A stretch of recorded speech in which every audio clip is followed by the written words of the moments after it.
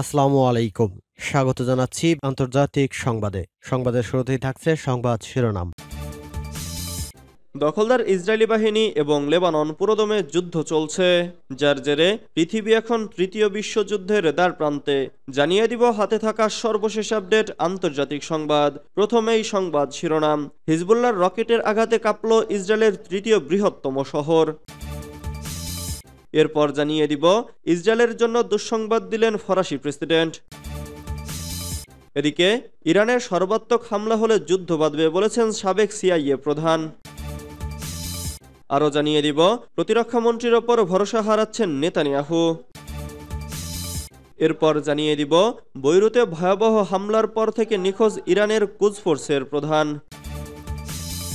সর্বশেষ জানিয়ে দিব দ্বিরাষ্ট্রভিত্তিক সমাধান চাইলেন জাতিসংঘ সাধারণ পরিষদ প্রেসিডেন্ট। এতক্ষণ শুনছিলেন সংবাদ শিরোনাম, এবারে বিস্তারিত। তবে অনুরোধ থাকবে ভিডিওটিতে একটি লাইক করবেন এবং কমেন্ট করে জানিয়ে দিবেন কোন জেলা থেকে আপনি আমাদের এই ভিডিওটি দেখছেন। হিজবুল্লাহর রকেটের আঘাতে কাঁপল ইসরায়েলের তৃতীয় বৃহত্তম শহর। গত বছরের 7 অক্টোবর ইসরায়েলে ঢুকে অতর্কিত হামলা চালিয়েছিল হামাস। পাল্টা জবাবে টানা 1 বছর ধরে গাজায় নৃশংস হামলা চালাচ্ছে ইসরায়েল। এই যুদ্ধ এখন বিস্তৃতি লাভ করেছে লেবানন ও সিরিয়াতেও। পক্ষে বিপক্ষে পাল্টাপাল্টি হামলার জেরে অশান্ত হয়ে উঠেছে মধ্যপ্রাচ্য। এবার গাজা যুদ্ধ শুরুর প্রথম বার্ষিকীর প্রাক্কালে সোমবার ভোরে ইসরায়েলের তৃতীয় বৃহত্তম শহর হাইফায় হামলা চালিয়েছে লেবাননের সশস্ত্র গোষ্ঠী হিজবুল্লাহ। এক প্রতিবেদনে এ খবর জানিয়েছে বার্তা সংস্থা রয়টার্স। প্রতিবেদনে বলা হয়েছে ইসরায়েলি আকাশ প্রতিরক্ষা ব্যবস্থা উপেক্ষা করে হাইফা ও তিবেরিয়া শহরে আঘাত হেনেছে হিজবুল্লাহর রকেট। আহত হয়েছে 10 জন। হিজবুল্লাহর দাবি তারা ফাদিয়া ক্ষেপণাস্ত্র ব্যবহার করে হাইফার দক্ষিণে একটি সামরিক ঘাঁটিতে হামলা করেছে, যার মধ্যে 2টি রকেট ভূমধ্যসাগরীয় উপকূলে হাইফাতে, অন্য 5টি ইসরায়েলের তিবেরিয়া শহরে আঘাত হানে। স্থানীয় পুলিশ জানিয়েছে রোববার হিজবুল্লাহর রকেটের আঘাতে হাইফায় বেশ কয়েকটি ভবন ক্ষতিগ্রস্ত হয়েছে।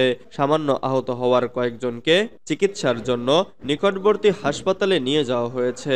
আল জাজিরার সাংবাদিক নূর ওদেহ জানিয়েছে এই প্রথম হাইফার বাসিন্দারা শহরের ভিতরে হিজবুল্লাহর রকেট হামলা দেখছেন।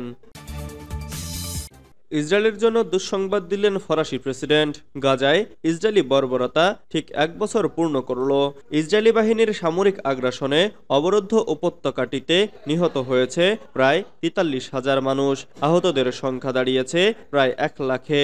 তবুও হামলা বন্ধের ন্যূনতম ইঙ্গিত দেখা যাচ্ছে না তেল আবিবের পক্ষ থেকে। ক্রমাগত যুদ্ধবিরতির আহ্বানকে পাত্তাই দিচ্ছেন না ইসরায়েলি প্রধানমন্ত্রী বেনিয়ামিন নেতানিয়াহু। উপরন্তু লেবাননে আক্রমণ শুরু করেছে ইসরায়েলি বাহিনী। এর মধ্যেই তেল আবিবের জন্য একটি দুঃসংবাদের ইঙ্গিত দিলেন ফরাসি প্রেসিডেন্ট ইমানুয়েল ম্যাখো। আল জাজিরার এক প্রতিবেদনে বলা হয় 1 বছর যাবৎ চলমান গাজা যুদ্ধে ইসরায়েলের জন্য রসদ হিসেবে অস্ত্র সরবরাহ বন্ধের আহ্বান জানিয়েছেন ফরাসি প্রেসিডেন্ট ইমানুয়েল ম্যাখো।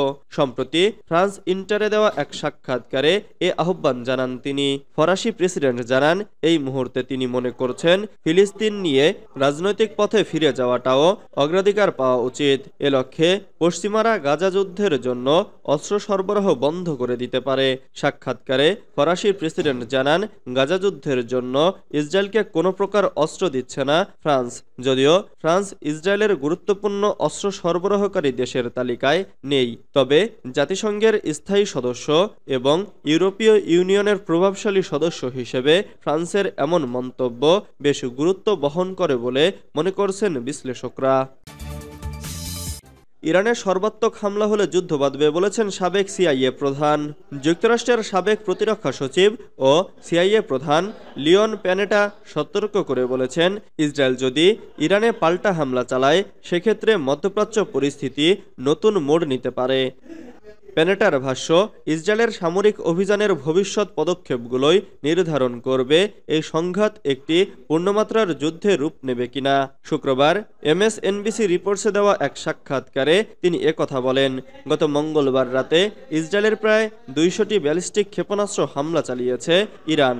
এতে মধ্যপ্রাচ্য পরিস্থিতিতে উত্তেজনা বেড়েছে। তেল আবিবের সংশ্লিষ্ট কর্মকর্তারা বলেছেন কয়েকদিনের মধ্যে ইরানে প্রতিশোধমূলক হামলা চালাবে ইসরায়েল। মার্কিন প্রশাসনও বলছে ইরানকে চরম মূল্য দিতে হবে। এমনকি মার্কিন নির্বাচনে রিপাবলিকান প্রার্থী এবং সাবেক প্রেসিডেন্ট ডোনাল্ড ট্রাম্প ইরানের পারমাণবিক স্থাপনায় হামলার পক্ষে মত দিয়েছেন। আবার একই সঙ্গে ইরানও ঘোষণা দিয়েছে যদি ইসরায়েল হামলা চালায় সেক্ষেত্রে কঠিন প্রতিক্রিয়া দেখাবে তেহরান। প্রতিরক্ষা মন্ত্রীর ওপর ভরসা হারাচ্ছেন নেতানিয়াহু। গাজা যুদ্ধ জেতার নামগন্ধ নেই। এর মধ্যেই লেবাননের সঙ্গে যুদ্ধে জড়িয়ে পড়ার সব প্রস্তুতি সম্পন্ন করেছেন ইসরায়েলের প্রধানমন্ত্রী বেনিয়ামিন নেতানিয়াহু। তবে এবার আরও এক আত্মঘাতী সিদ্ধান্ত নিয়েছেন নেতানিয়াহু। খবর বেরিয়েছে প্রতিরক্ষামন্ত্রী ইয়োব গ্যালান্টকে সরিয়ে দেবেন তিনি। বিরোধী দলীয় একজনকে তার স্থলাভিষিক্ত করা হবে।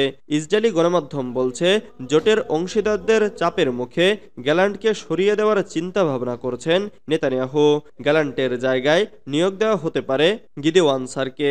একসময় নেতানিয়াহুর মিত্র থাকা গিদওয়ান এখন তার বিরোধী রাজনীতি করে।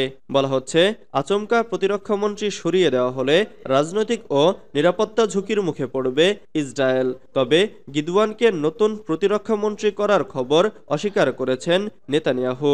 গিদওয়ানও এ নিয়ে সরকারের সঙ্গে আলোচনার দাবি অস্বীকার করেছে। এর আগেও গ্যালান্টকে সরিয়ে দেওয়ার চেষ্টা করেছিলেন নেতানিয়াহু। বিভিন্ন ইস্যুতে তাদের মধ্যে মতপার্থক্য রয়েছে। সম্প্রতি গাজা যুদ্ধ, জিম্মিদের মুক্তি এবং ফিলিস্তিনের যোদ্ধাদের সঙ্গে যুদ্ধবিরতি নিয়ে নেতানিয়াহু ও গ্যালান্টের মধ্যে মনোমালিন্য হয়।